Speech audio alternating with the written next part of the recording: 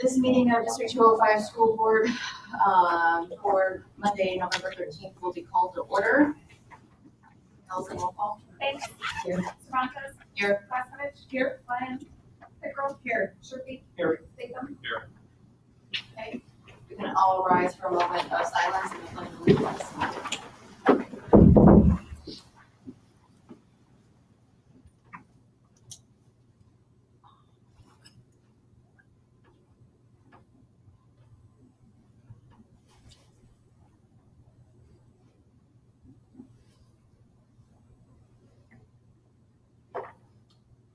Pledge allegiance to the flag of the United States of America and to the republic for which it stands, one nation, under God, indivisible, with liberty and justice for all.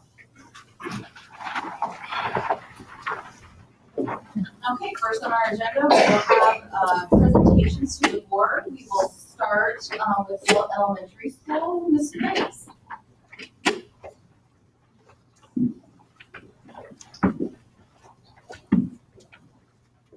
Happy World Kindness Day. Today, it starts our week-long Kindness Week at Yale School, and we've had numerous activities already today and a lot coming up this week. Today, we had a visit from the Ned Show, and we're partnering with a school in Kenya in which we are providing freshwater resources to their school. We have a kindness curriculum. Our kindergarten through second grade students are reading We Are All Wonders, and our third through fifth grade students are reading Wonder. We're sprinkling kindness throughout our school by handing out little confetti pieces for acts of kindness that we witness. We're selling warm fuzzies. We have a school-wide banner. If you make it over to Gale, it spans the length of our fence, and all of the students have signed it with messages of kindness. We have a postcard exchange going on between the classrooms where they're writing nice messages to each other and sharing them. And we've had a PSA contest where students have written public service announcements to qualify to go on the radio to read kindness PSAs and ideas to how to bring kindness to Galesburg. And so we're going to have those students read the PSAs today, and then we'll also play their clips that will be on the radio spots. They're playing on WGIL, 92.7 FM, FM 95, and 105.3 all week long, and they're on rotation, so you can hear them all throughout the day. On Friday, we're taking our third through fifth grade students to see the Wonder movie, and you'll notice our kiddos today and teachers wearing the Kind is the New Cool t-shirt. All of the students at our school received those today from Sprinkles of Kindness from our parents in our building who donated money so that everybody could participate and have one today. So our first person up is Isabel. She'll read her PSA and then I'll play it for you as well. It's 30 seconds long so you can hear what it sounds like on the radio.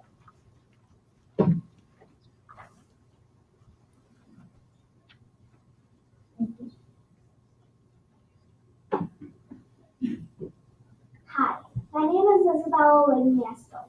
I want to share some tips to help make Galesburg a kinder place. I imagine my Galesburg to be a place where people greet each other and accept each other, a place people want to call home. Let's continue to plant the seeds of kindness by offering a smile, saying a kind word, inviting someone to join in, and doing a random act of kindness to brighten someone's day. This will make Galesburg a stronger community. This message of kindness was brought to you by Gale School.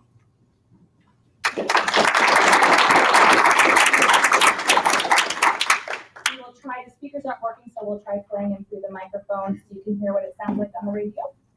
Hi, my name is Isabella Liniesco. I want to share some tips to make Galesburg a kinder place. I imagine my Galesburg to be a place where people greet each other and accept each other, a place people want to call home. Let's continue to plant the seeds of kindness by offering a smile, saying kind words, inviting someone to join in, and doing a random act of kindness to brighten someone's day. This will make Galesburg a stronger community. This message of kindness was brought to you by Gale School.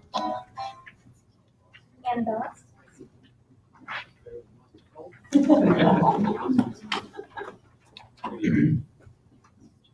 Hi, my name is Annabelle Giles. I want to share some tips to help you make the world around us a kinder place. First of all, just smile. Not only do smiles make you feel good on the inside, but make you look fabulous on the outside. Smiles can be contagious. If you get one, chances are you'll get one in return. Do you know it's easier to smile than to frown? There's magic in every smile. So put a smile on your face and make the world a better place. This message of kindness brought to you by Gale School.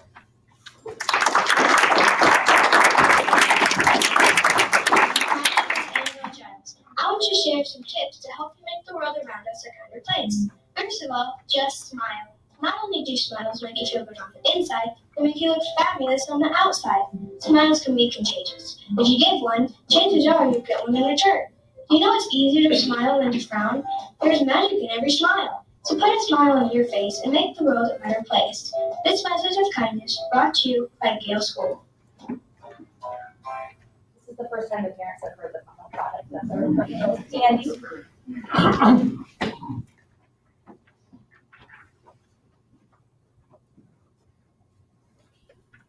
Hi, my name is Andy Kennedy.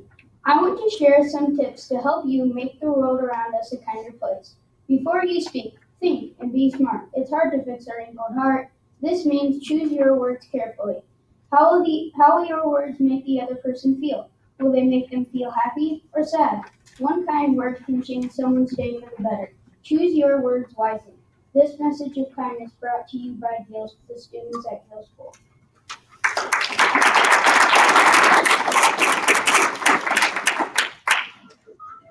Hi, my name is Andy Kennedy. I want to share some tips to help you make the world around us a kinder place. Before you speak, think and be smart. It's hard to fix a wrinkled heart. This means choose your words carefully. How will your words make the other person feel? Will they make them feel happy or sad? One kind word can change someone's day for the better. Choose your words wisely. This message of kindness brought to you by Gale School.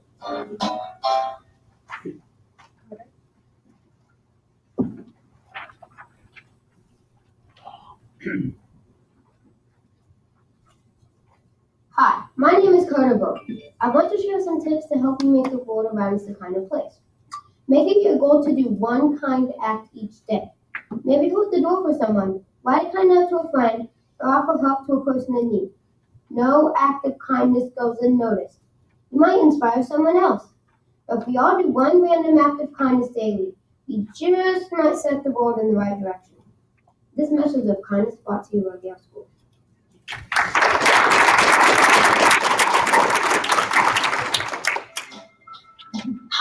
My name is Carter Burke. I want to share some tips to help you make the world around us a kinder place.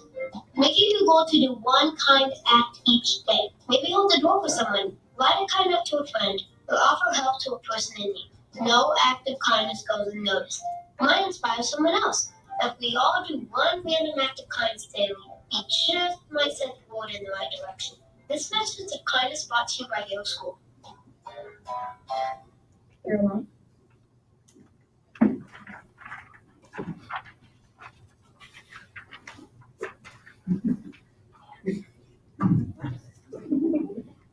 Hi, my name is Caroline Baxter. I want to share some tips to help you make the world around us a kinder place. Have you ever felt left out? If so, you know it doesn't feel very good. You can change the way a person feels by simply inviting them to join in. When a person feels included, they feel good on the inside. I challenge everyone to make at least one person feel included this week. This act of kindness might become contagious. This message of kindness brought to you by Gale School.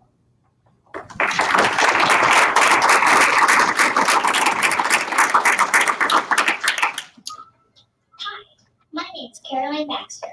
I want to share some tips to help you make the world around us a kinder place. Have you ever felt left out? If so, you know it doesn't feel very good. You can change the way a person feels by simply inviting them to join in. When a person feels included, they feel good on the inside. I challenge everyone to make at least one person feel included this week. This act of kindness might become contagious. This message of kindness brought to you by Gale School. You did a great job. These 5 students competed to get to be the last 5 to be able to do their PSAs on here, and they did a great job. As you can tell, they had to have them exactly 30 seconds, and they practiced a lot to get them down to 30 seconds. So great job. Kindness is always the priority at Gale School, but this week in particular, we're going to focus on it. So thank you for having me.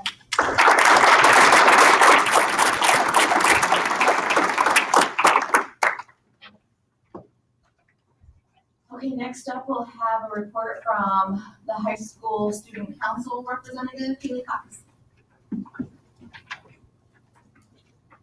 So student council has been pretty busy lately.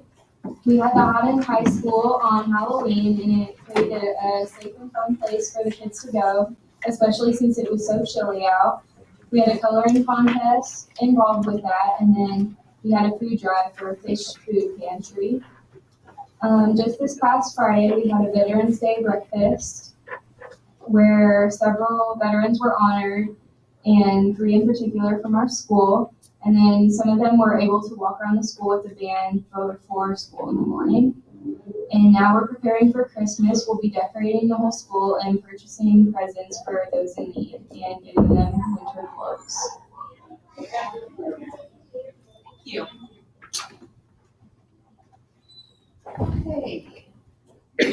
Next up, Dr. Asplund will give us an update on the community engagement meetings. Thank you. I hope to have a full report here for you tonight, but I have not received to date the full report.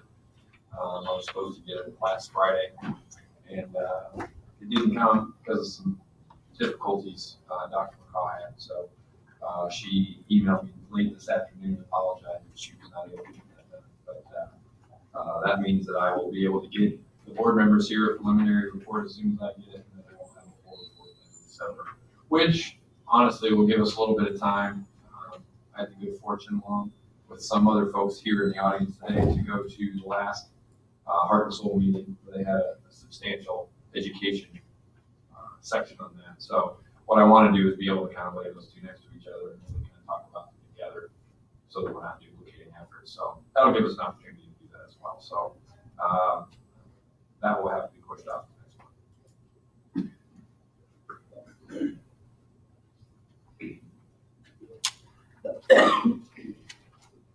Sorry, I'm making notes. Okay.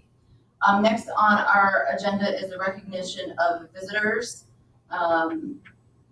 This is the time when visitors may request to address the Board of Education on any item germane to the role and function of the Board of Education. When the board president so directs, persons should stand, give their name, and begin their statements. Persons are asked to refrain from making any personal comments regarding any individual, and the board president reserves the right to limit presentations to 5 minutes. The public comment registration form that I have today is from Mr. Jerry Ryberg.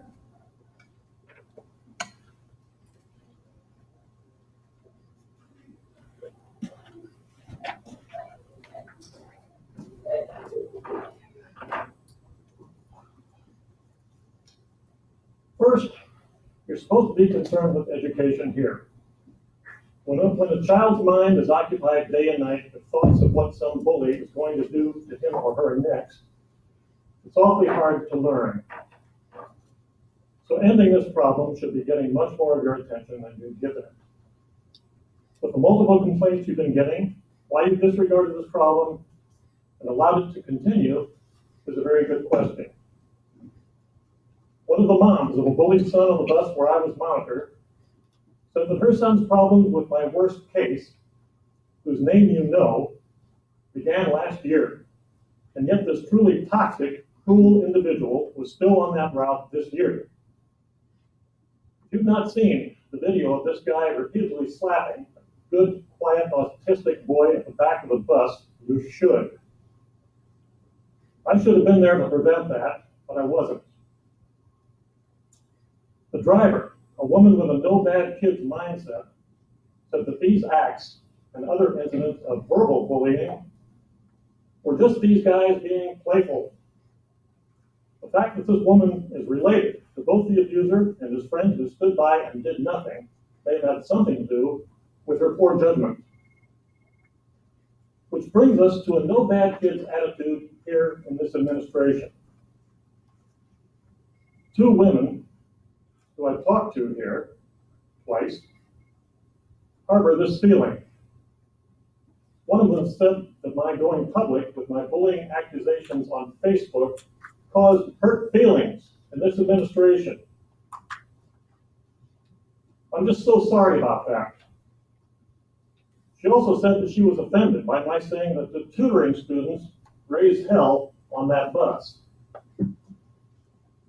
I think we've fixed that situation, but if you harbor this no bad kid mindset, you need to get real. Here is how you end or greatly reduce bullying in all Galesburg schools.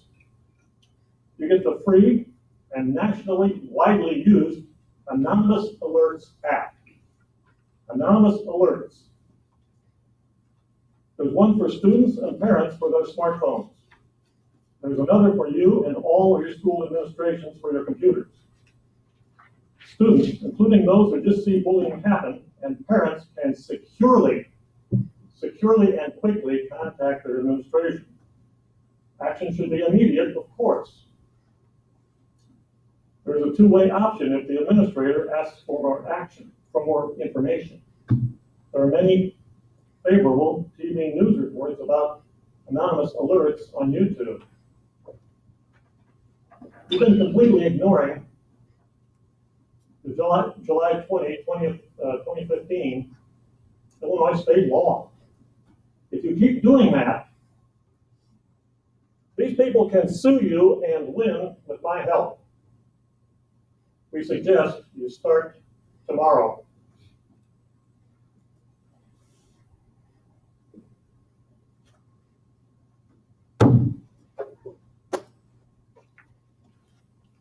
Thank you, Mr. River.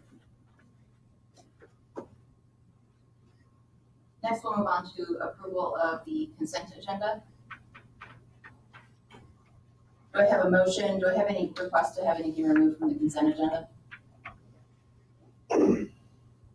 No. Do I have a motion to approve the consent agenda? So moved. Second. Any questions, comments? Allison? Cervantes. Aye. Klasnivich. Aye. Pickrell. Aye. Sharpie. Aye. Statham. Aye. Banks.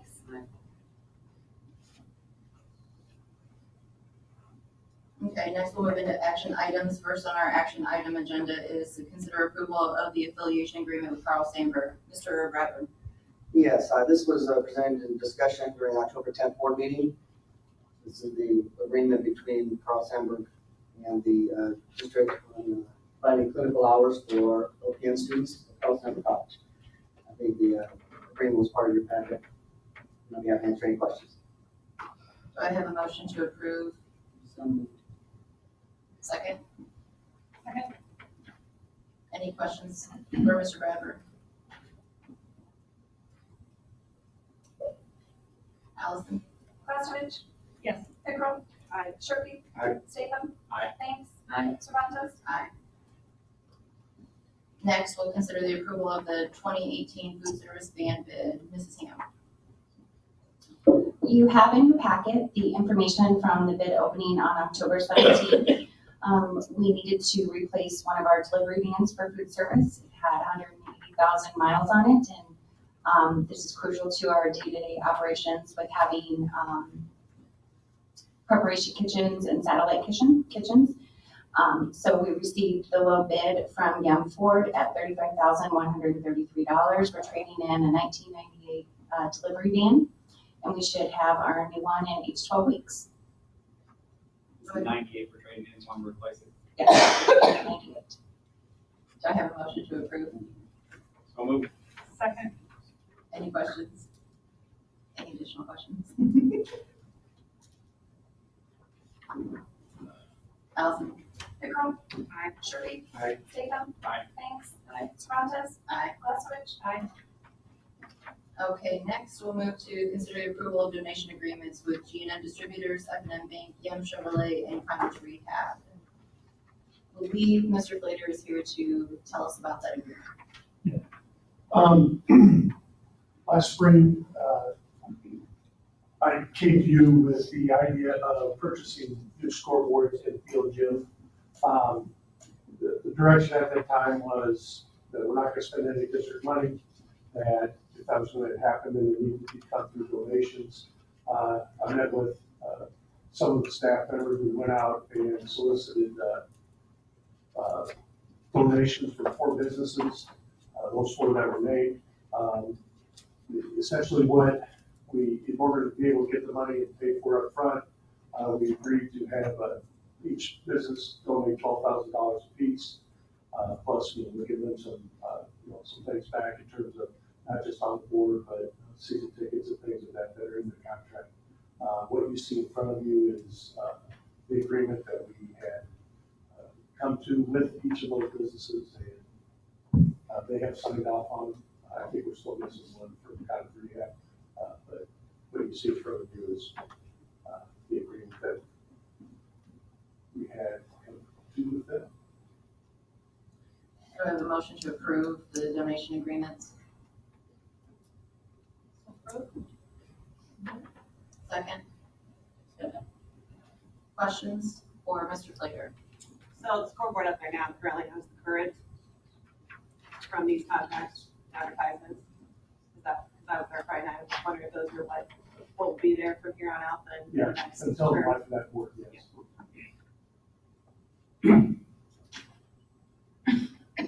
And the language for cottage rehab, since that's not here, is that gonna be the same as the rest of them? Essentially, it is all it does. A couple of caveats to that is to get their trainer, which is a training material, to get him in front of our coaches more often, and then get him and really do some professional development with our coaches, which is a really good thing. And also, when we have my preseason meetings with parents and students, he gets him in front of them as well, and he communicates with different things that he feels that are relevant and necessary. So it really, the addition to that contract really is getting Brandon more involved with our coaches and our parents. Have they made their donation yet, cottage rehab? No, Okay, none of them have. We haven't gotten the money from any of them. Okay. Yet. I didn't think so. Is there a draft of that out there? Cottage rehab? They have it in their possession. I just haven't got, they haven't turned the signed copy from their side of it yet. But essentially, it's the same as you see it the other three, just with a couple of those pieces of language that are written into it, which we agree to, and they agree to with their ones you want in there, so. And I really like to see that additional language as soon as I could. Do you have that language? I haven't seen that language. Do you have it in your copy? In my office, I have a copy of it out at the side. Well, even before you get a signed one, if you could get a copy to Jen, and then she can distribute it out. I'm not really sure if I put in my past emails, I may be able to get that to you tonight. So.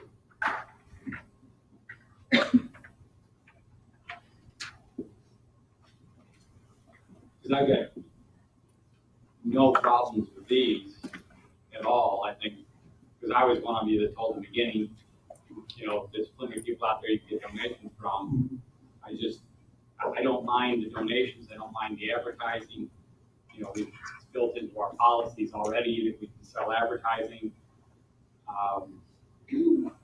And never mind you handing out season tickets to help a cause. I just want to see what steps we're taking beyond advertising and handing out season tickets. I just don't know how much further I'm willing to go beyond signs and season tickets. The only thing with cottage rehab, it's nothing else that we're giving them other than FaceTime for Brandon in front of our parents and FaceTime with him in front of our coaches and providing some professional development for our coaches. That's the only addition to that. To me, that's Are you interested in amending the motion? I didn't think we have the cottage one in front of us to approve. Well, it's on the agenda, so right now it's part of it is part of the motion, so you can amend it. Oh, I'm sorry. No, yeah, so we can amend it to just include the three that we have contracts from and then make that motion. Yeah. And when I made it, I was thinking of the three that we had, so yes, I'll amend it. There were no other alterations in the original contract for the first three? No. Okay. No, there's just some little tiny details about what type of sign stuff, and that was just clarifying things. Yeah, and I'm not sure what your concern is, Mr. Statham, but he's there, you know, cottage rehab is our trainers of record in terms of them providing services to us. Really what that language does is essentially requires him to spend more time, you know, working with our staff and working with our parents if need be, because I fear you're taking the step of, I'm a businessman here in town and, occasionally I've advertised with the high school. But I think it's one thing, in my business, a lawyer can advertise, but then suddenly telling me as a lawyer, I also get first crack at staff. I can come give professional development to staff. I can do everything I can to rake in more business. And again, I don't mind sign placement. It's when we're giving one businessman more access to our students, staff, and parents than another businessman. I think that's starting to cross the line of my comfort level. I mean, and I'm not blaming Cottage Rehab. They want these things to increase their presence, increase their business, and gathering more customers. And I don't blame them, and I'm not saying I'm opposed to it, but I'm starting to get into a little queasy area to me. Okay, and I understand that. The way I looked at it, in you're a businessman, you look at it a little bit differently than I did. I looked at it really as an opportunity for our coaches, especially from that standpoint, of our coaches to learn how to tape, learn how preventative injuries. Because in the winter and the spring, he's not there, or the trainer of record is not there as frequently as they are in the fall. And that's kind of how I do. That was my angle on it, but I'd be happy to get that to you, even maybe tonight. Jeannie, you remember last time that you actually made the motion, so you would have to entertain. She said, no, I have Jeannie. No, I have Jeannie Oh, as making it motion and Vicky seconded. and Vicky seconding. So, I'd like to amend the motion to approve the 3 that already have contracts. G&M, F&M Bank, and Yam Second. Second.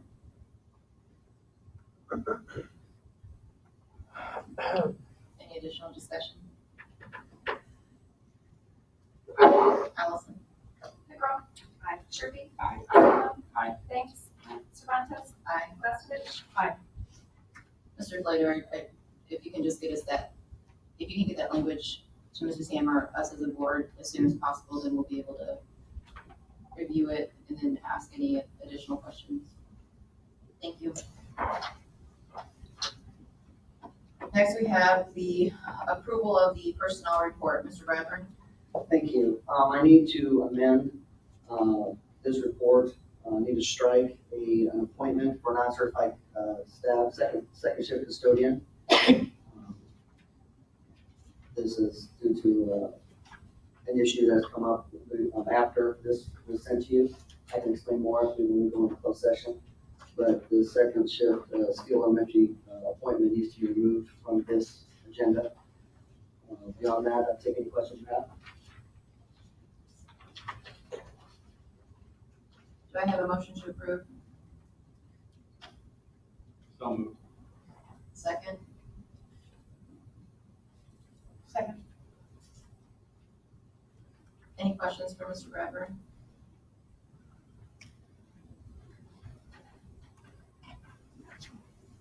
Allison? Sherby? Aye. Statham? Aye. Thanks. Aye. Cervantes? Aye. Leftovich? Aye. McCrum? Aye. Okay, now we'll move into our discussion items. First up, we will revisit the videotaping of our board meetings. Mr. Jacobson. I don't really have anything new to report this evening. Our team will get together on Tuesday of next week, and I believe everyone received a link to view the footage that was taken last time. So if you have any input at this time or later on, be happy to discuss. You say next Tuesday, so a week from tomorrow? Week from tomorrow, yes, ma'am.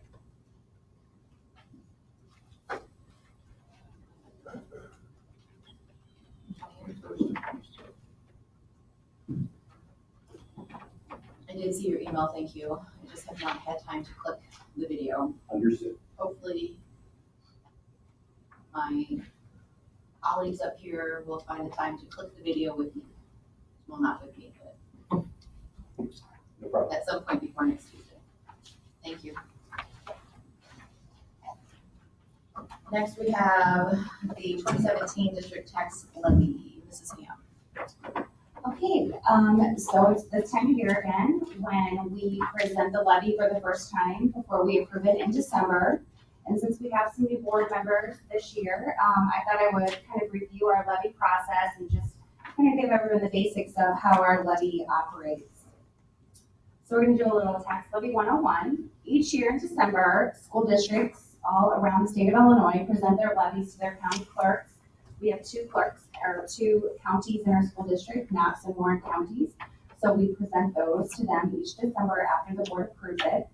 Since our district operates on a modified accrual method of accounting, the money that is requested during this levy cycle, approximately 53% of the 2017 taxes, which taxpayers pay in 2015, goes to this fiscal year. So that'll be FY18. And then 47% that's collected will go to FY19. When the levy is approved and it's submitted each December, the county does not have the equalized assessed valuation finalized. So it puts us in a little bit of a situation where we're having to make a very strong educated guess with information from our county clerks and then also past trend data on what the growth of both private, commercial, and railroad property in our community has grown, hopefully grown, not decreased, and we have had those years in the past, but we have had shown growth in the last 5 years. So we kind of have to make an educated guess on how much that is going to increase. And so based on this trend data and our preliminary information from the county clerks, we make a prediction on the increase on the EAV. To ensure that we're capturing all the dollars that we're entitled to, we have to balloon the levy. And this means that we're going to estimate our EAV higher than we anticipate it coming in at so that we can ensure that if for some reason the predictions and the information we're receiving from the county clerks is maybe more than they had anticipated, that we can actually capture those dollars. So for instance, this year, and we'll have this on another slide, our county clerks are estimating that our EAV in 2 counties is going to grow by about 2.67%.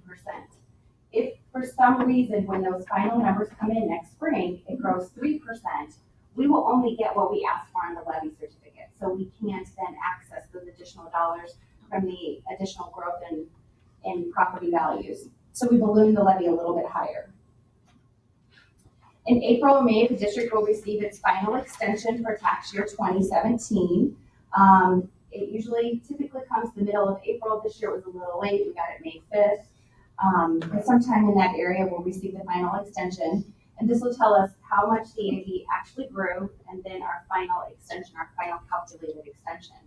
Our first tax receipts typically begin to roll in sometime mid-May to mid-June, depending on when the tax bills go out from the county clerks. Some of the challenges with the levy cycle and the accrual method of accounting is that for the school year / fiscal year 27-18, 53% of our local revenues come from tax year 2017. So we have to, in essence, fund all of our local revenues before those tax receipts come in June or July, which means that we have to have a healthy cash fund balance before we can book those back at the end of the fiscal year and the beginning of the next fiscal year. It's a little confusing with the accrual method. This can create cash flow concerns, especially when state and federal dollars are delayed or prorated. And this is why keeping, as I said before, an adequate reserve, cash reserve on hand is really essential because, as I mentioned before, 53% of this year's local revenues won't even start coming in until sometime in May or June, and then they're booked back the first 53%. So we will, in essence, already spent the money prior to it coming in. Some general assumptions that I use to create this levy is that we're predicting an approximate 2.67% increase in our EAV. One of the challenges is our new funding formula through the state of Illinois, Senate Bill 1947, will not have the final calculations processed until late spring. So originally they were hoping to have all of this done by January. That date has been pushed off until April. Unfortunately, I fear that those calculations may be delayed even longer. So we really don't know what our state revenue is going to look like under this new funding formula. We're having to go back at this time and make corrections in some of the assumptions for the base funding minimum. We have one due date this week on enrollment and the number of special ed students and EL students that came from the state. Our numbers are not matching, and most school districts are in that position right now. We also, with the dissolution of our relationship with Max Warren, we have to ensure that part of the personnel reimbursement that we're credited for it under the base funding minimum. So there's a lot of unknowns that we had to take into consideration when we created the levy. We also are unsure of what the tier 3 pension cost shift is going to look like. They're still in the process of writing those rules, and at some point, all individuals who will be in tier 3 pension system, that cost that was the state's cost for the normal employer cost that the state of Illinois pays for tier 1 and tier 2 pensions will now come to the school district. So we don't know exactly what that's going to look like or what those calculations will look like as well. There's also continued talk about property tax freeze in Springfield. There were conversations last week. Dr. Asplund contacted one of our state senators to let him know that this could be extremely problematic for our school district and others in the area.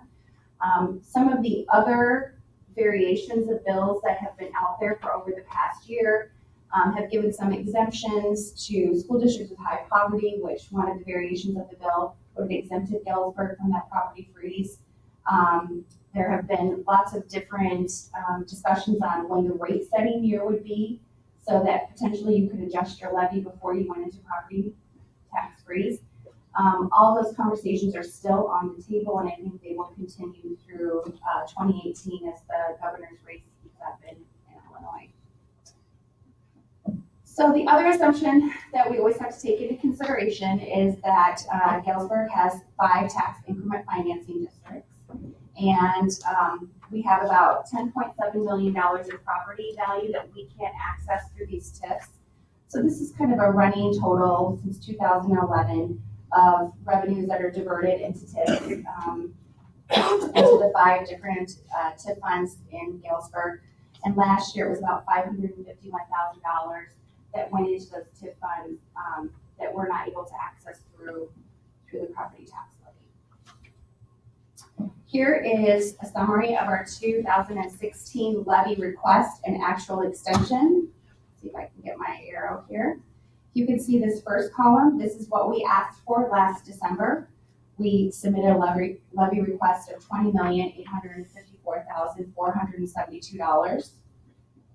The column on the right is what our actual extension was. It was $20,795,134. So we basically asked for $59,000 more than we received. This is our 2017 levy request. So if you take a look here, we have our levy request, and then we have our anticipated extension on the far right. We're actually going to make the request based on $444 million, even though we anticipate that the actual EAV assumption will only be $430 million. But once again, we balloon the levy to ensure that we're capturing all the EAV value that may increase over that 2.67% that we're estimating. So our certificate will have a $21,817,671 request, but we should be looking at an actual extension somewhere around $21,310,000. This will mean we have an increase. This is a comparison of 2016 actual extension versus our projected, and we're looking at an increase of $515,539 throughout all of the funds. And I have on this slide here the revenue comparison of operating funds, because we often talk about operating funds and those being kind of our essential funds. And if you take a look at this first column here, this is the actual extension from tax year 2016 was $14,597,227 for the operating funds. And we're expecting an actual extension of $14,986,973 for a total of $389,746 in new dollars in those operating funds. The last 2 pages of the levy presentation are the assumptions and the actual calculations for both the anticipated extension and then the levy request. The second one shows how we inflated that EAV to ensure that we captured everything. But at the end of the day, we've left the tax rate actually a penny less than we did last year. And we've seen some nice growth in our EAV locally, so that's good for the district. Does anyone have any questions? I do calculations. I really don't have any questions. I've got some comments. First on the legislation, if people ever have the fortune to talk to the legislator, I'm less worried about the tax freezes, which I think would be temporary, than I am the permanent increases in the exemptions. I just did the legislation that I've only talked to one legislator about it, and he's in full support of it.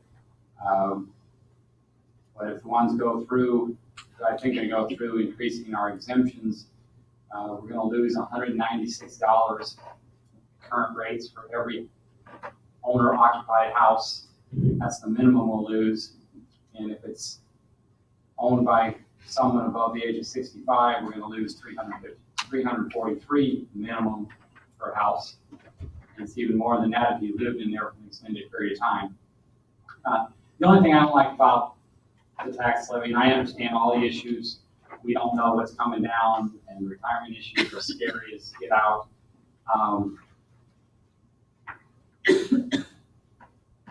Under the levy as it's proposed, the other calculation I did, I'm taking a house in Galesburg. A lot of houses in Galesburg are worth around $150,000. This levy would increase those people's tax bill $100.59. I still look at that as a tax increase. There's no increase In the rate. in the rate, only if they're. When I'm sitting there in my house, and it's $150,000 right now, and you tell me next year on a piece of paper it's worth $152, and so you send me a bigger tax bill, I still got a tax increase. Right, if your property increases in value. Yes. Right. And everybody can sit there and tell me each year as I sit in my house, oh, it went up in value. I didn't get extra money. I still have the same income coming into my house that I've got to pay that increased tax out of. So it's a tax increase. We can say we're not raising the rate, but we're raising the tax. And that's still after the big increase we did last time. I'm not saying I'm voting no for this levy. I'm just saying that, that does bother me. I'll do a lot more thinking about it between now and the time it's proposed, but I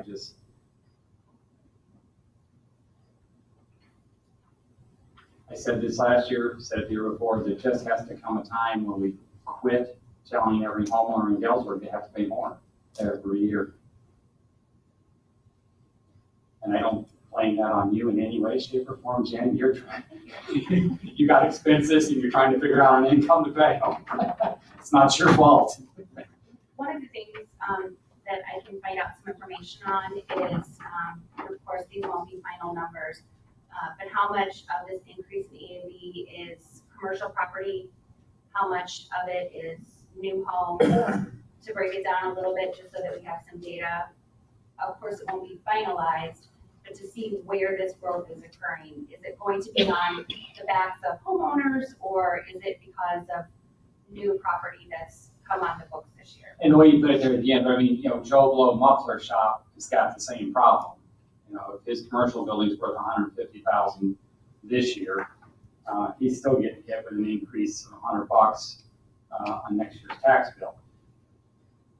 I would feel glorious about this if someone had just bought the old Maytag building and was rehabbing it, and that's why the EAV countywide went up. And if that were the case, yeah, great. And I know part of the increase, and nobody in the audience is allowed to go to sleep. I know that part of the increase is, I believe the number was 8%, the 3-year rolling average on farm ground. So farm ground is assessed in a different way than your personal property, which is assessed in a different way than your commercial property. So your farm ground is assessed on a 3-year rolling average of productivity. There'll be a quiz tomorrow, pay attention. And it's a 3-year rolling average of productivity. So that's meant to ride the crests and valleys of droughts and bountiful harvests and those sorts of things. So the 8% on farm ground would be a significant amount of that 2.67%. What that is, I can't tell you. As long as everybody knows that $1 million of farm ground isn't taxed as high as a $150,000 house. No, but that's right. They're right. And the tax rates are the taxing levels and the assessments. So there's a lot of terms being thrown out here. But EAV is your equalized assessed valuation, which means the total taxable value of all your property in your school district. And it's equalized over the process of the local assessor and then their supervisor at the county level and then the state level, which applies an equalization factor. Anyway, but the bottom line for me and my neighbor is, did my tax bill go up or down? Well, right. And so if your assessment on your property, so most of us are homeowners, so if your home went up in value, the equalized assessed value or the assessed value of your property times the tax rate is going to be your revenue. And then we also don't have any impact over the junior college and the park district and the city, and there's lots of other tax bodies. Although we need to acknowledge we're a big part of that tax bill. So yeah, the assessments of homes generally go up from one year to the next, generally. But Wayne's right. I mean, if your assessment goes up and our tax rate stays the same, your bill's going to go up. If your assessment goes up and our tax rate goes down, depends on how much it goes down and how much it's going to go one way or the other. That's hard to know. But you do bring up a good point. We can say we're cutting taxes, but we might just be talking about the rate, and somebody else's assessment may go up. So there's a lot of that in there. And I was just hoping, I hadn't seen these numbers from Jen yet, and again, this is nothing to do with Jen. I was just hoping with state budget kind of settled and us getting a little bit more money in, that we could turn, I was hoping we would be levying about $500,000 less than this levy says. That was my hope. Well, and one of the concerns is because it's so unpredictable about what our state revenues are. We have the ability to adjust the revenue through February. We have to pass the levy, but there's mechanisms for us to adjust certain funds. If we knew we were going to have final calculations from the state of Illinois in January, which was originally what we were anticipating, we could look at, maybe making some alterations. But now that they've pushed it back to late spring, my fear is that then we're going to be in a position where we're deficit spending again, and we've worked so very hard, and this board has had to make very tough decisions so that we're not, continuing to deficit spend in a large amount, that I would hate to go backwards, and that we do have the ability, hopefully next year, to make some changes and to lower the rates once we know exactly what we're going to be receiving from Springfield. I was hoping this year was that year. Well, I guess the only solution is to keep calling your legislators down in Springfield and tell them to finish the work that they started when they voted on the evidence-based funding model. I'm glad that you said that, Mrs. Ham, because I think that my perspective of this, as much as I recognize that in my current living capacity, I do not pay property taxes directly because I rent, that I did not think that we would be in a place as a board to make any reductions, because I think we're still too close to the decisions that we've had to make. And I agree with what you said. I don't want to put us in a position where we try to give relief to the community only to then have to take it back. It was painful, and as soon as Springfield gets their act together, I'm hoping that we can make decisions in a different manner. I feel like as a district, and we're not the only district, I feel as if we have been beholden to, we've been put into a place to make decisions that are unfair and very limited because of the decisions that have or have not been made in Springfield. Any other comments about Ms. Sam's information? Okay, thank you. Now we will talk about the certified staff substitute pay increase. Mr. Bradford. Thank you. I wanted to bring this as a discussion item. We have continued difficulties or a depleted sub list when we have certified staff that's out. And so one of the options is to look at increasing the rate we pay per day for substitutes. Giving you some information, I think you got some questions answered today. Basically, looking around the area, there have been other districts who have increased their rates, and we'd like to be competitive and try to pull as many subs our way as we possibly can to cover our daily vacancies when teachers have to be away. This discussion was spurred on by a data point that I found really concerning. There were 138 times during the 2016-2017 school year where we did not have sufficient sub coverage. How many times was that? 138. And so, looking at that now, to give you an idea, and again, I'm just putting this out for your feedback and guidance. Some of the rates have changed. Peoria is quite a bit bigger than us, but their current daily rate for subs is $130. Our rate is $85. We've got Monmouth Roseville that's at 90. Block Island is at 90. But then if you go so many days without refusing an assignment, their rate goes to 100. So that's basically kind of the question I put out there for you. You have to answer any additional questions you have. Sean, I'm glad you mentioned that last thing, because that was the question I was going to ask you at the end, that I heard a couple other districts were offering some incentives. And is that the only incentive out there you found? Thus far, yes. And what was that incentive again? If they are based on our research, if you don't refuse an assignment, we have a lot of subs. We do not have a lot of subs. We do not have subs. We have, right? I'm sorry. We have subs that will do certain buildings, certain grade levels. So even though we have around 40 on our list, they're different. Laura Dill, who coordinates this, has a difficult time finding all the pieces and stuff of people to fill in those positions. So, and sometimes you call them up and they say no. You call up and they say, "Oh, I'm already booked." We're trying to expand the pool. It's a real needed position. And so to answer your question, Rock Island Moline, if you don't refuse an assignment for 10 consecutive days, your rate goes to $100 per day. Now, our plan, I just need to add this extra information. Our plan is currently is $85 per day for the first 20 days. If you go into a long-term situation, on day 21, they go to a per diem base on the base salary, which is $192 per day. So for maternity leaves and those long-term subs, so that's actually a pretty decent incentive for long-term subs. So we were able to get that. The day-to-day subs are difficult, causing people to have to do, principals have to do internal coverages quite a bit. And move things around and inconvenience other teachers on their prep times at times to cover.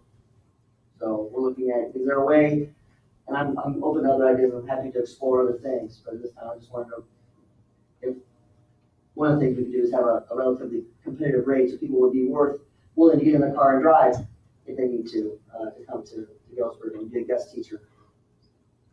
Have we considered hiring full-time subs? Since we have a daily need for subs. We have, that has a considerable cost because not only do you have the daily rate or basically paying salary, you're adding benefits, and it's actually a pretty significant impact on the budget. Have we had some subs? What would make them work more? We always get we lose subs to other districts that pay more, and they typically look there. But as a formal survey, no, we have not. What's the highest rate of any district bordering ours? 90. And I think you gave us this, I thought you gave us this number last year, what it would cost us if we raised the sub pay. Because didn't you have the number of? I have a preliminary, and I did just on a basically going from 85 to 100. Right. We're looking at our average number of teachers out, right. So number of subs. Took that times the number of days in the school year, and it's right around $50,000. 50? Yes, 50. 49 and change, but runs up to 50,000 to make this change. I'm just thinking off the top of my head, but you said the highest pay of any district touching us is $90. I bounce off, just thinking off the top of my head, I wouldn't mind, because I know what, we've got to address the sub issue and we got to address the paraprofessional issue. Yes. Because we can't fill either spot. Very true, very true. And I guess, I don't know if you can come up with these numbers, I guess I'd like to know how much it would be if we raised sub pay to 95 and offered that same incentive and raise that to 105. Okay, sub pay, to make sure I understand, sub pay to 95, and then after so many consecutive days. If you don't turn down an assignment. Very good, thank you. Because I think we have, if every person we had on the list accepted every assignment that we called for, this would sure be a heck of a less dramatic problem. I know how you were trying to carefully word that. It's not that we have enough. Yeah. But and it's becoming a substitute with, you have to have a bachelor's degree, and then you have to register your certificate, you get a license and register it. That's over $200. So I was talking with Laura, and she said, John, a sub coming in basically has to work 3 days before they recruit that money that they had to put out to become a licensed substitute. And what if you had another incentive for that? Something that we have toyed around with. Are you talking about now? What we have done is we have done an advance where we post money so that it's not immediate out of pocket, and then allow that to be paid back by the employee over time, so it's not quite an impact to them. Because you're doing that with the Paris now, Yes, right? yes. We could do that. On the back of the napkin, figuring on the difference between 95 and 100 is $16,667. Now, what we don't know is that incentive for $10, that would be hard to know. But that would be the difference between going from 95 to 100. How, just out of curiosity, how updated is our sub list? Oh, Laura updates it. Every year she goes and talks to the ROE, because there are subs that get registered with the Regional Office of Education, so they have to register there so that they can serve the other districts.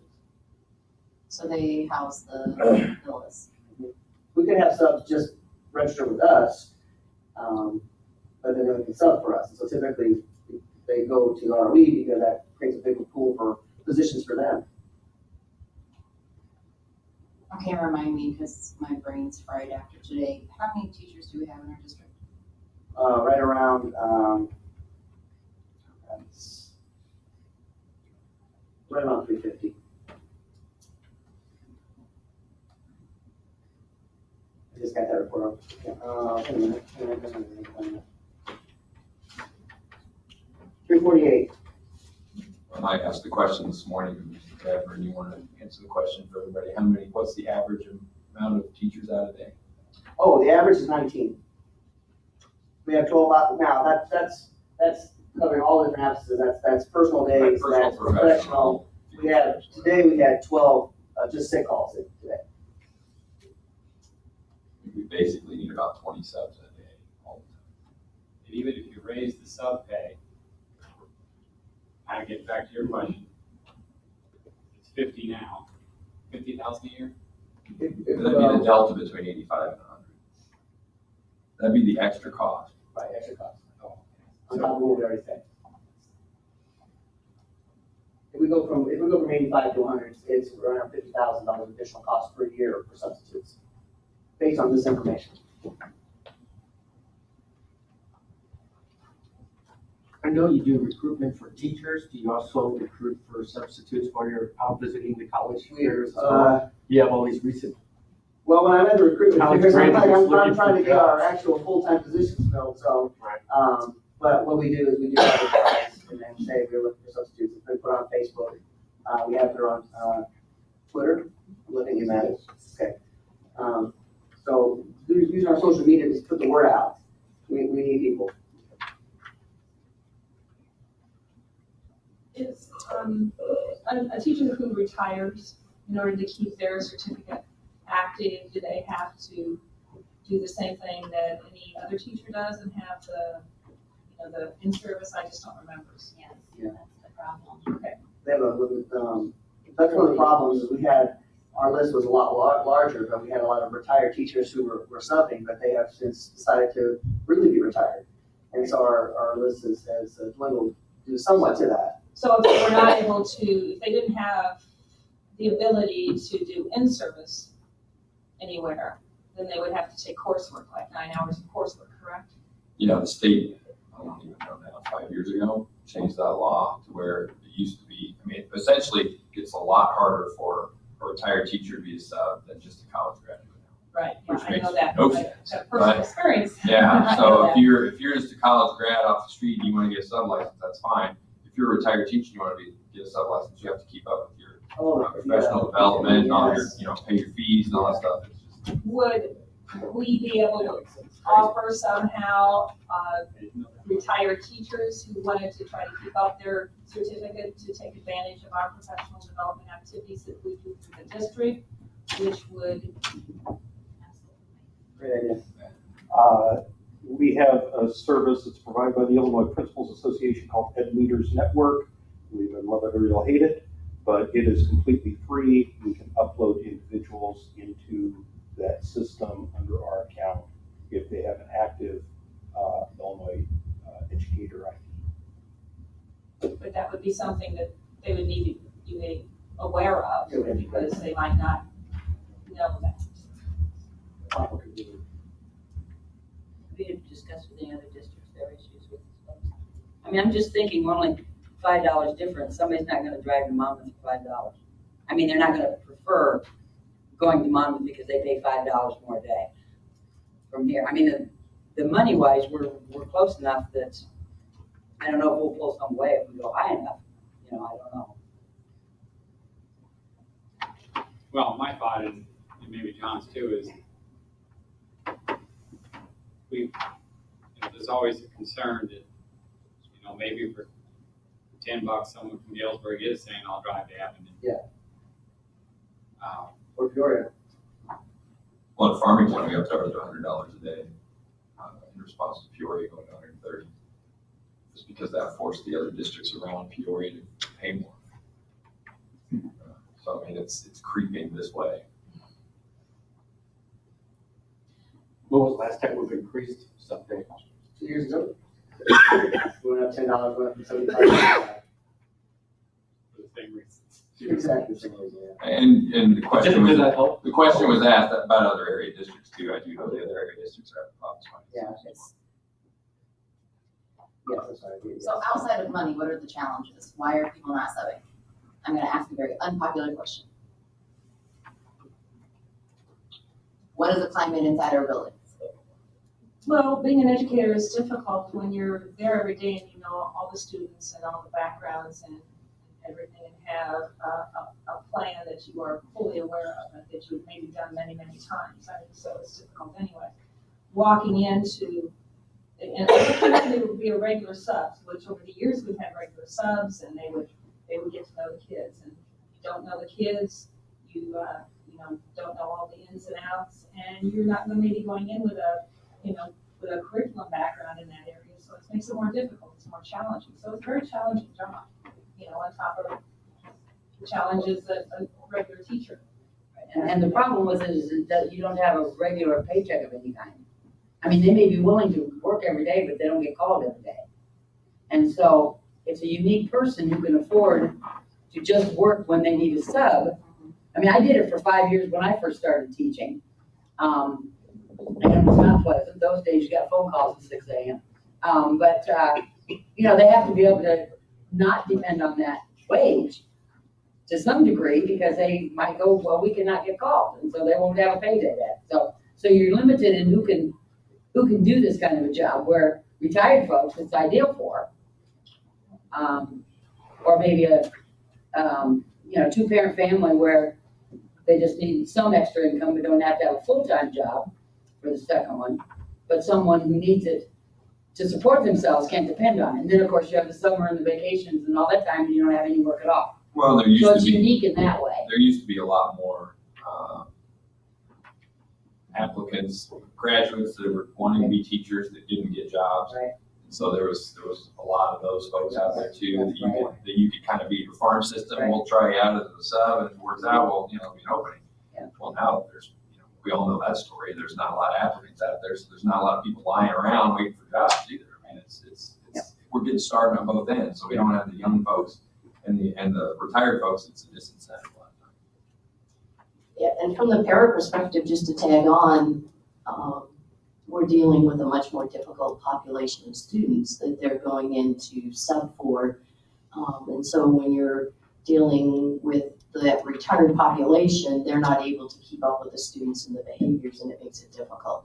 So most of our subs want the cross-cap positions, the more academic-based positions. So it makes it tougher.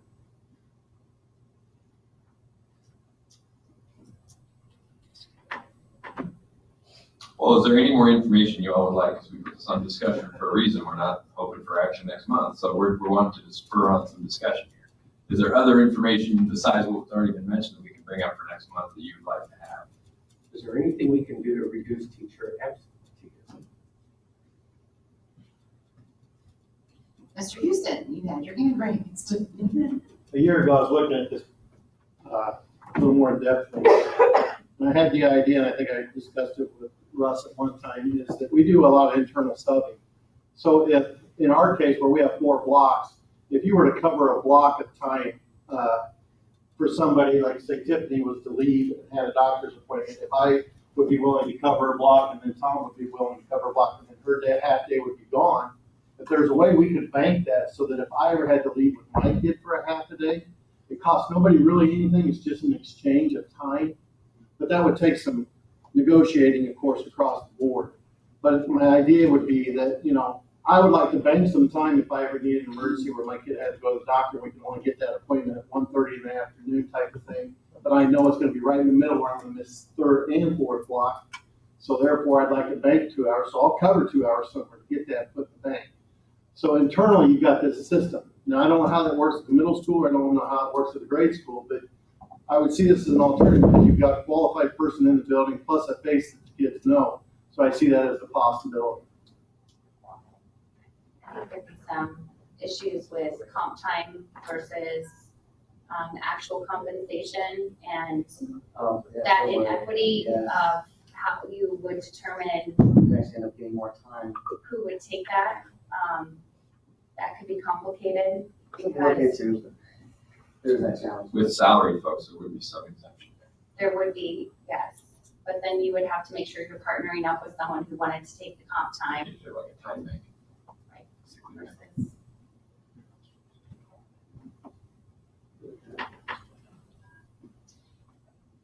I'm interested in whether or not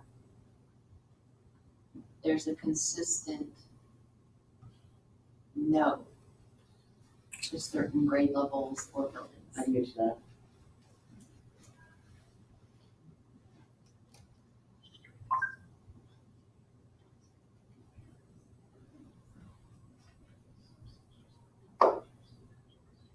Any other questions? We can bring back for next, we can talk about this for a while, since part of that changes.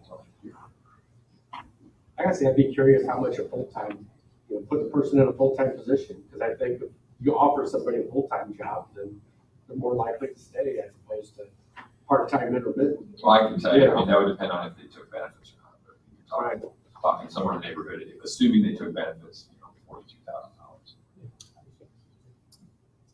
without being a small raise. Real easy for one person. And I will admit that I have somewhat of a bad taste in my mouth on that one from a previous district where we had a permanent sub for one day who then got open heart surgery. Oh. Cost us a lot of money and then never sub again. So, I mean, that one guy didn't cost 42, he cost about 200.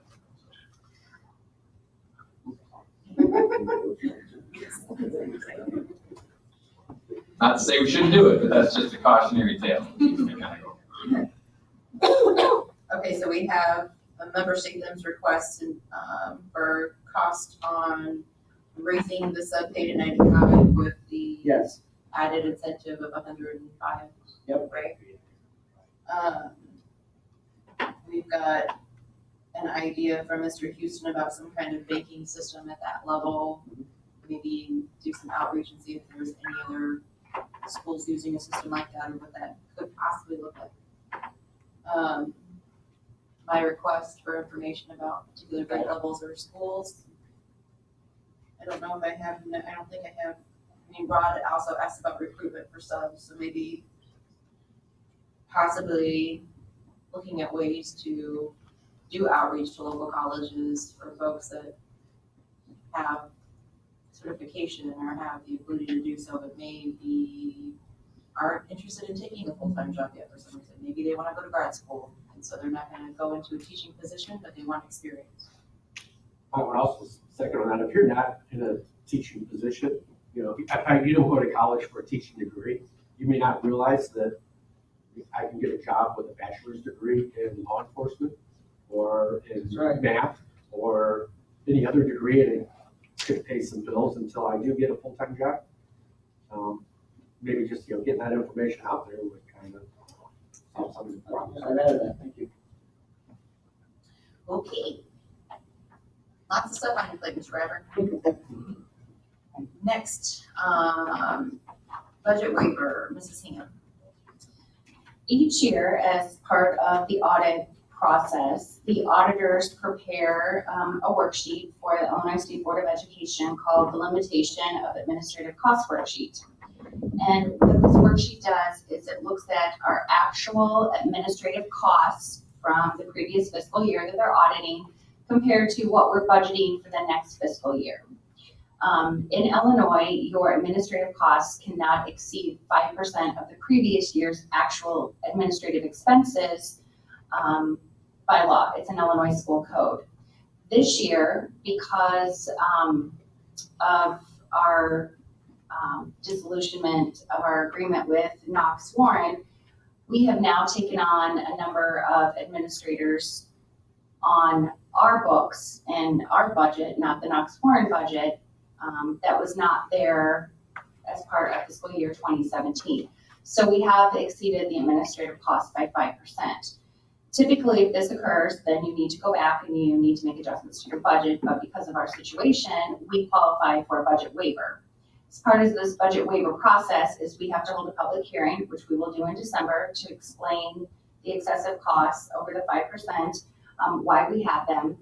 The board will vote on a resolution in December, and then that actually has to have legislative approval in Springfield, and that typically happens somewhere during the spring session, where they will actually waive that requirement of Illinois school code for us, given these unique circumstances.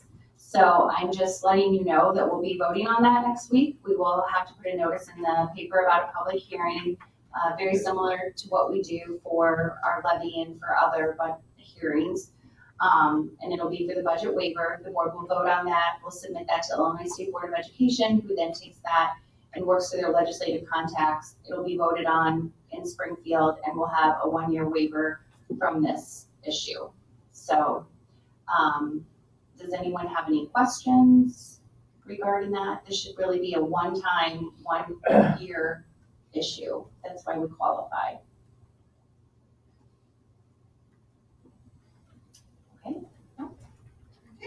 Thank you.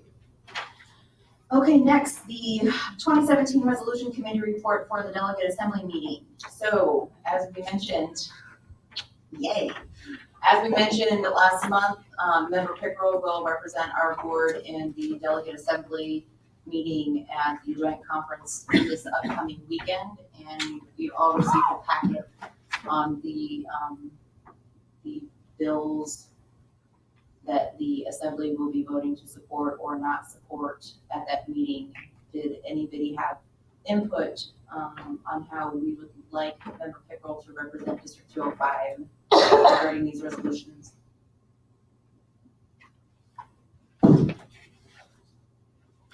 I agree with all the recommendations and the resolutions committee. You know, there were some things that were kind of close, but as I went through and line item, it made sense to me. Anybody else? It made sense to me too, Member Sherman.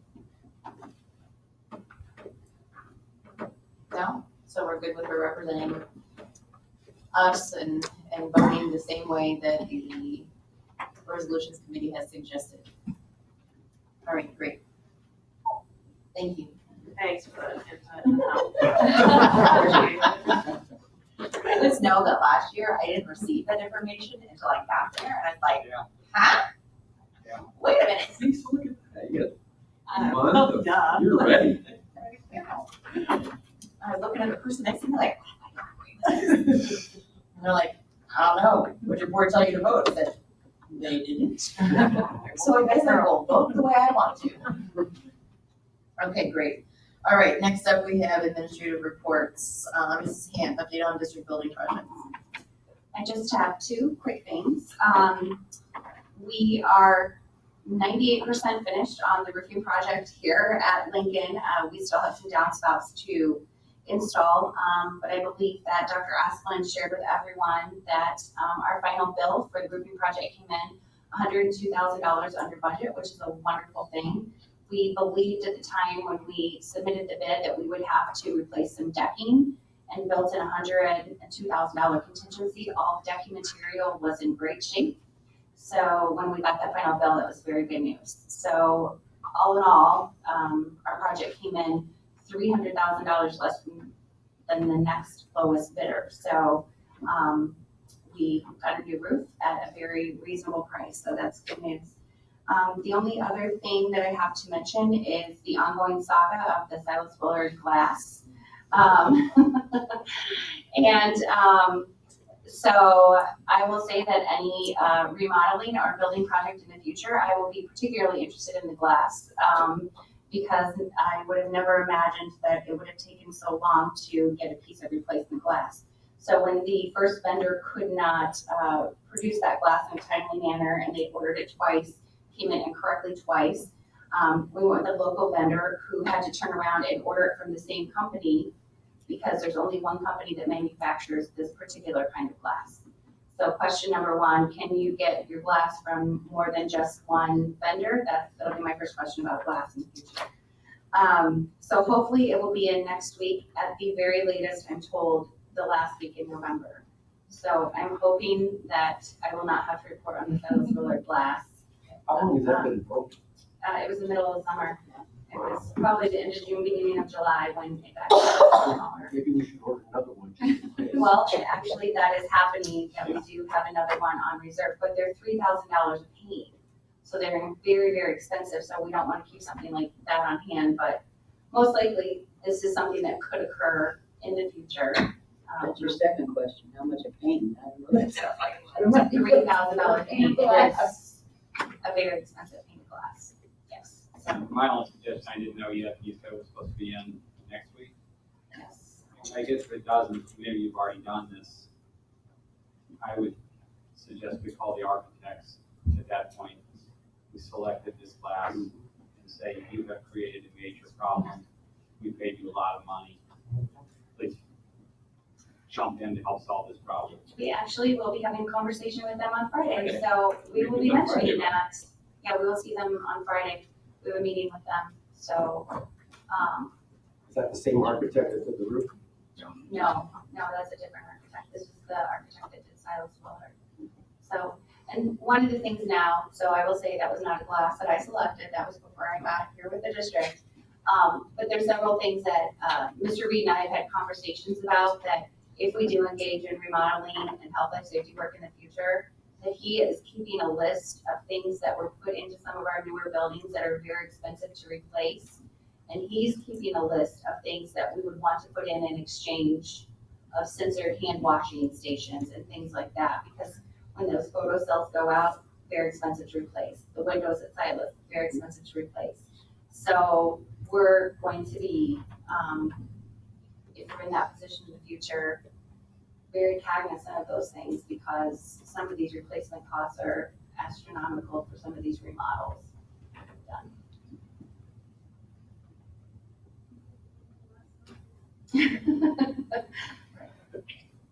Any questions for Ms. Ham? Okay, Dr. Asplund, curriculum. Things are moving right along with our curriculum plan for the year. And our teachers are very much close to being complete for our February 16th benchmark. So when we meet February 16th, we'll be doing first teaming on our vertical articulation of our curriculum. And seeing Jennifer Campbell out there in the audience, the librarians came to us with a very exciting plan for some reading programs. And I'm super excited about part of it. There's no way I'm telling you what it is yet because we don't have all the plans yet. But it's like the coolest thing ever. So it's going to be the greatest thing you ever heard of in your life. No So, pressure. no pressure at all. I am super excited. It is going to be great. So at some point when we get everything fleshed out, the district librarians will come and present it and you will be blown away. It'll be awesome. Right? Right. Yeah. No pressure. It's going to be great. Great. Great. You got that, Mitch? Great. Amazing. Yeah. Nick, you got that too? All right, good. That's all I have. Okay. Human resources, Mr. Are you Go ahead. following up on the music curriculum things that I've discussed with you and I'll discuss with you next year? Yes, we are following up on all of that. We're trying to work through. As a matter of fact, we're posting that. Did it get posted today? Tomorrow. The band director position. We posted tomorrow, which wasn't part of your question. Right. Yes. That's good to know. Yes. Band director, and then we're going to discuss how we're going to put that finance director position in there, whether that we think that's appropriate for a new person or how we're going to deal with that. We figure it's probably separate. We do want to fill it, we just don't know if it's with somebody who's brand new. Okay, we can discuss. Any other questions for Dr. Asplund? Okay, Mr. Bradburn, Human Resources.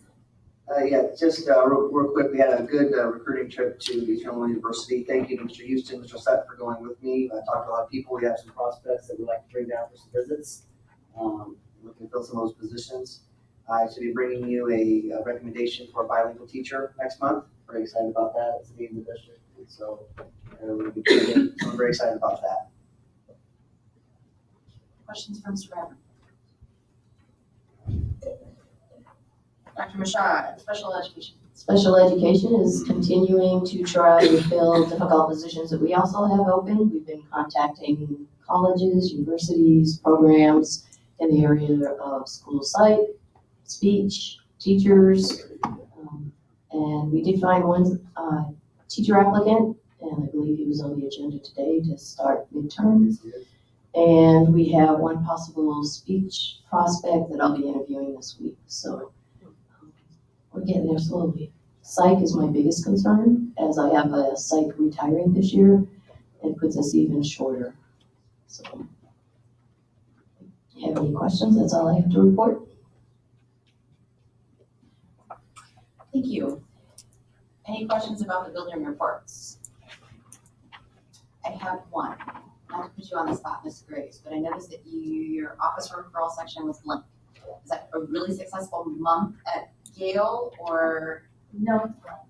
I mean, we haven't had any detention resources. Yes, it is. Great. See, I do read those books. Okay, committee reports. Budget. Nothing to You have report. that? I don't have that. Nothing to report. We're, again, just to review for those who might not have been here at last month's meeting, we're waiting for the community engagement reports before we move forward with some of our budget discussions. Buildings and grounds. No report. Curriculum committee. I attended the afternoon sessions of the, during Institute Day. I went to, I think, 4 different curriculum meetings. English, outreach, counseling, social studies, business. Everyone was very hard at work. Some people were working out in groups and some individually. Social studies, they were kind of working individually, where the English department kind of was sitting around as a group, and as was the outreach and so forth. So it was great to see what was going on, and everybody, the experts, were doing their jobs. Insurance. Member Sherman. We have not had a meeting since the last insurance meeting. However, I can report that our fund balance is $4,475,463.18. And we will meet again later, or earlier, if necessary. Negotiations. We've been meeting, but nothing to report at this time. Policy. Recruitment for educational diversity. Nothing to report at this time other than Member Banks is probably very frustrated with Member Cervantes for not scheduling a meeting yet. So we'll go on the record and say. Member Banks and Member Cervantes are going to talk after this meeting. Okay, comments by board members. We'll start with Member Banks.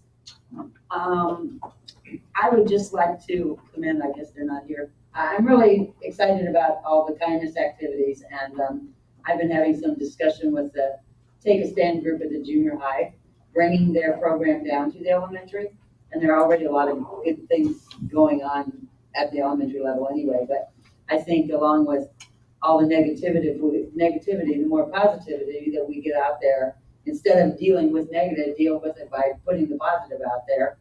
And anybody who knows me, I'm pretty big on the being kind thing. So I was really excited to see that. And I love their t-shirts. I really like their t-shirts too. So glad to see that.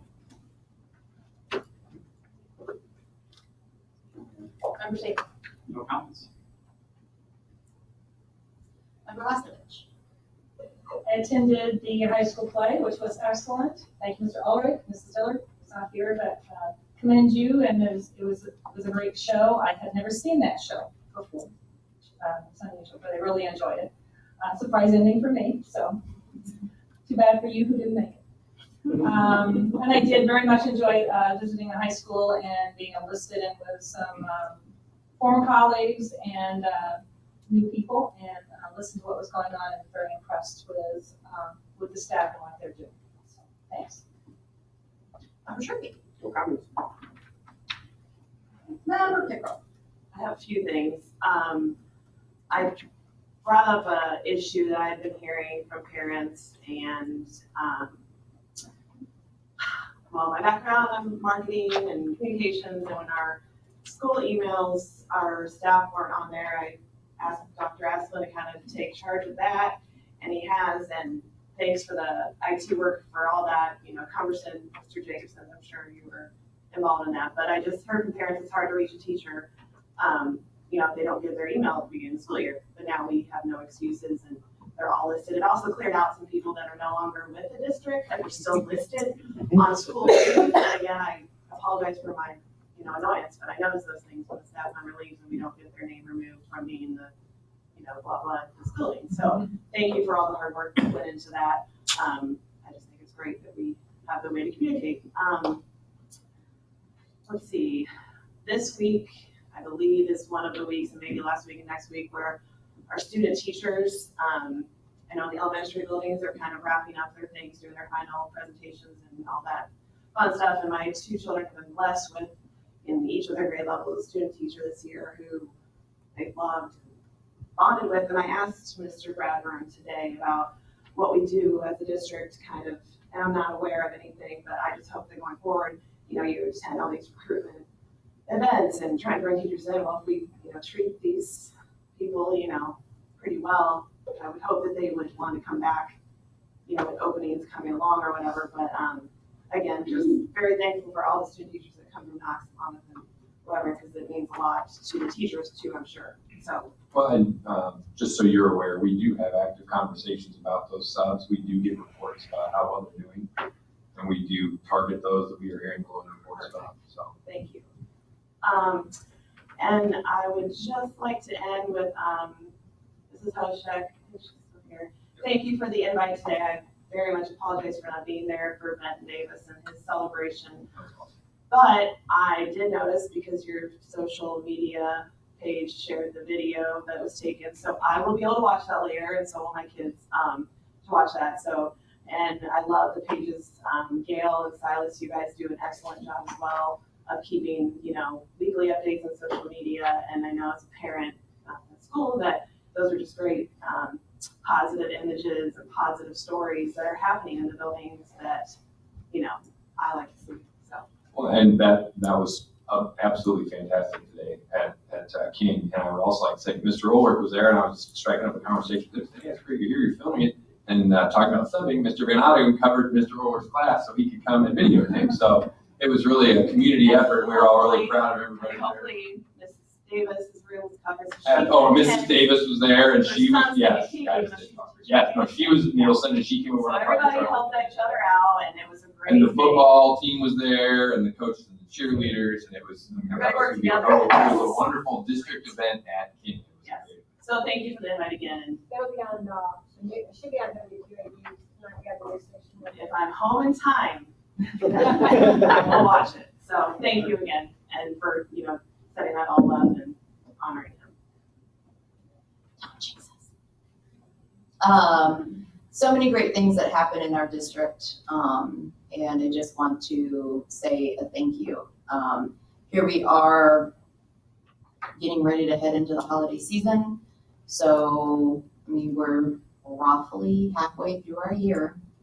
And I just appreciate the continued efforts of our administrators and our teachers and the work that they do in providing an education for our students.